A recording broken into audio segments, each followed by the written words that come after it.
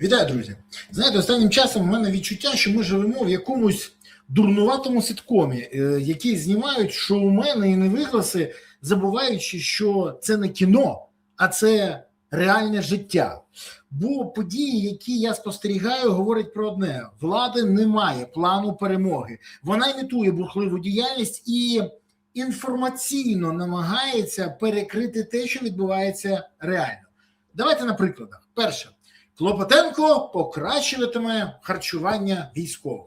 Оця новина взагалі мене розірвала. Він створить збірку рецептів для тих, хто відповідає за харчування у підрозділах.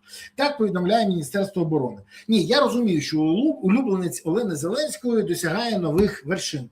До речі, може він ще й кухарем в якусь бригаду піде, все це інше і не барська ця справа. Але ж все одне, Міноборони пише, що мета проєкту – покращити харчування військових по всій країні. Мета добре. А може почати з проблем якісті забезпечення ЗСУ, бо з гнилих овочей, неякісних продуктів та, скажімо так, те, що зараз постачають, не завжди можна зробити те, що хочеться. А ще велике питання в тому, що окремі персонажі явно ігнорують потреби ЗСУ. Хоча розумію, суфле з батата на подушці з норвежського лосося під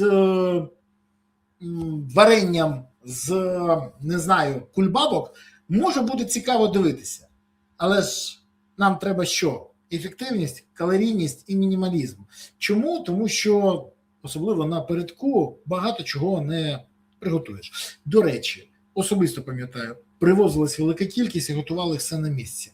Ну, це так, для розуміння. Дещо привозили і в баках, але це взагалі окрема історія, бо не завжди можна привезти. Але такі дрібниці, судячи по всьому, Міноборони не хвилюють. Чому? Ну, дивіться, у нас повідомлення про Клопотенка. На що ви це відповідь? На заяви Росії. Росія планує ще 400 тисяч контрактів для новобранців цього року, на 50 тисяч збільшує кількість екіпажей Рубікону, модернізує дрони, масштабує виробництво, збільшує зону ураження логістики на фронті і торгує нафтою через тіньовий флот. Україна супер. Супер, не можна нічого сказати. До речі, що там з грілками, які були взимку не забезпечені військовослужбовці?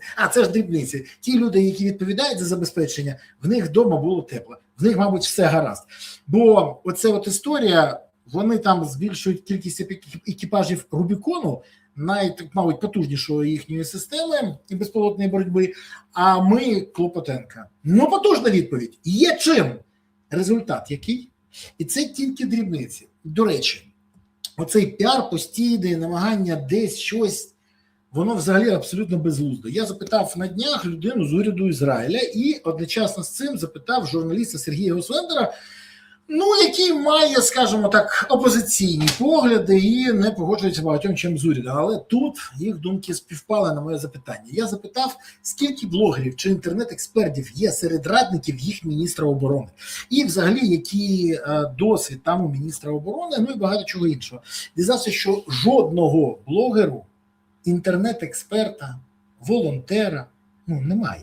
Мабуть, тому що цінується, і мені це сказали обидва в ефірі, Сергій Ослендер, Офрек, представник уряду, що всі радники міністра є профільними фахівцями з профільною освітою та бойовим досвідом. І досвідом реалізації успішних операцій. Це якраз та історія. А у нас, давайте відверто казати, у нас ми бачимо, що відбувається. Піар. Ні, дописи будуть дуже гарні. Більше того, і фоточки будуть гарні. І все інше. З грілками, що там трапилося? І це ж не єдина історія. Будуть ще, повірте. До речі, запитань стає тільки більше і більше. Особливо, скільки там фахових зараз експертів навколо і радників біля міністрів? Ні, я знаю, що зараз побігли по військовим, щоб залучити їх, бо зрозуміли, що зробили. Але, знаєте, старого собаку новим фокусом не навчити.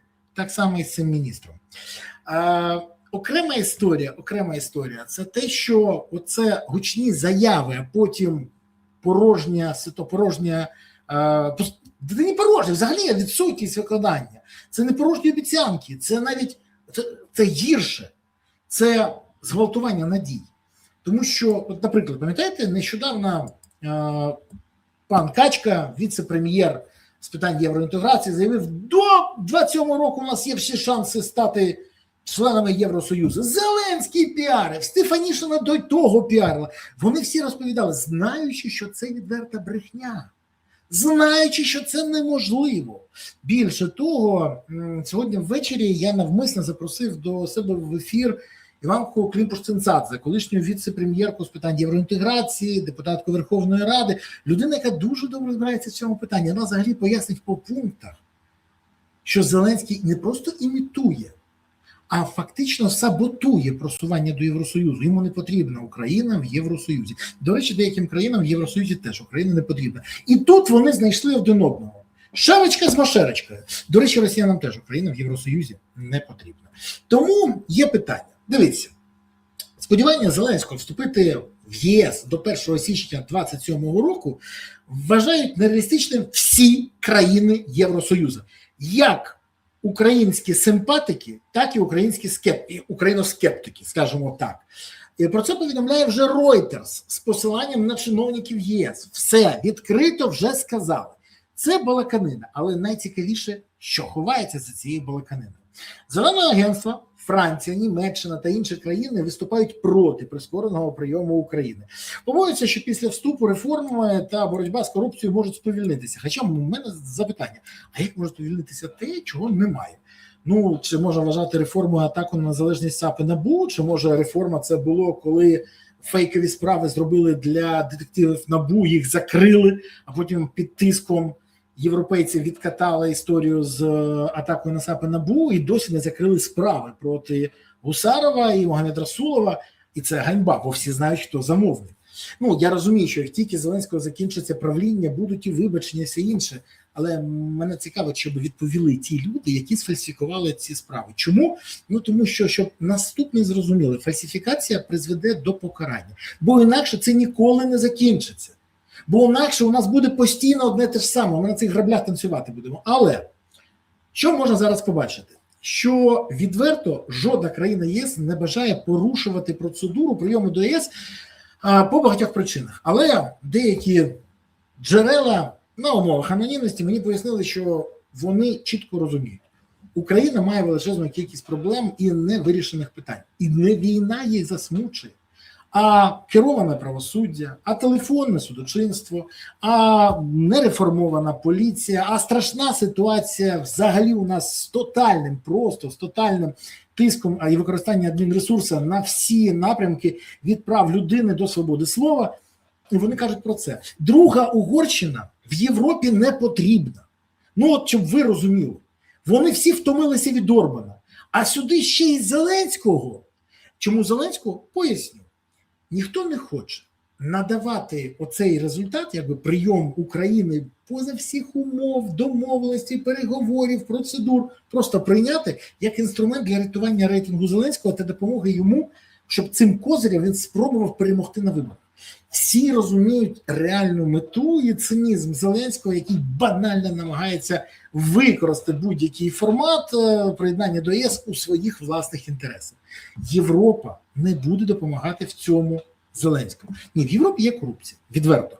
В Європі з корупцією борються. Ставлення в Європі до корупції в Україні різне. Більше того, Європа навіть уявити собі не може, щоб так гралися, як з Міндічем, Чернишовим, Єрмаком та іншим очільники держави. А у нас можуть, бо у нас це є.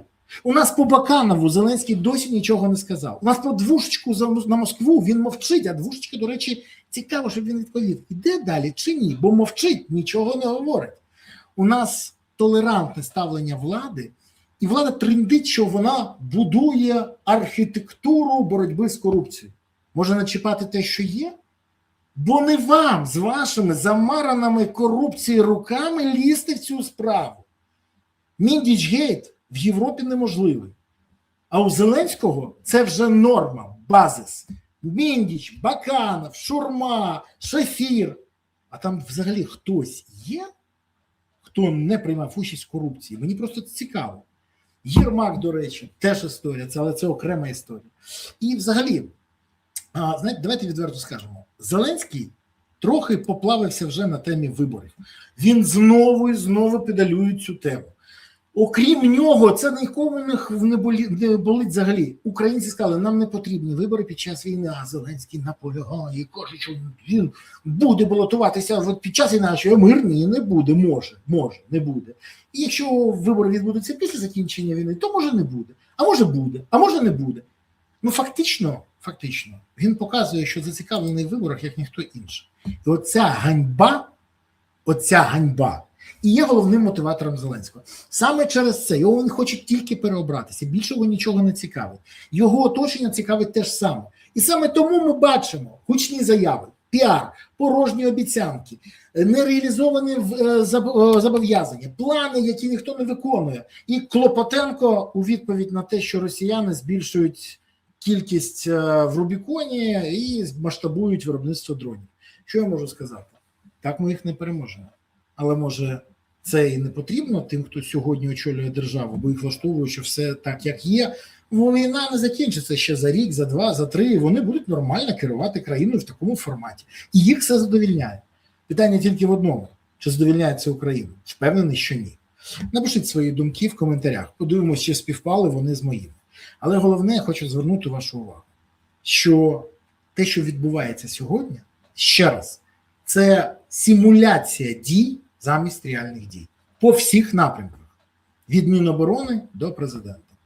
І, на жаль, це не наближає нас до перемоги. Я сподіваюся, ви вже це теж зрозуміли. Треба змінювати ситуацію, підхід і виписувати стратегію. Ну, те, чого не любить і не вміє робити Зеленський. Але в Україні вистачає тих, хто це знає, як зробити, і може досягнути результату. Сподіваюсь, що це станеться. Ну, а вам дякую за те, що ви підписані вже на канал. Сподіваюся, ви підписалися. Поставили зараз вподобайку, прокоментували, поширили відео і порадили цей канал друзям, знайомим, сослуживцям, колегам, рідним. Ну, всім, кому ви хочете, щоб він знав про цю інформацію. Ну, а ще не забувайте головне – підтримувати ЗСУ. Донатити на ЗСУ, приєднувати до ЗСУ, допомагати ЗСУ. Бо ЗСУ – це єдина сила, яка реально є запорукою майбутнього України і наближає Україну до перемоги. Жодна інша сила не може це зробити. Тому гуртуємось навколо ЗСУ, щоб у України було майбутнє. Гуртуємось навколо ЗСУ і все буде Україна. Дякую вам. Па-па.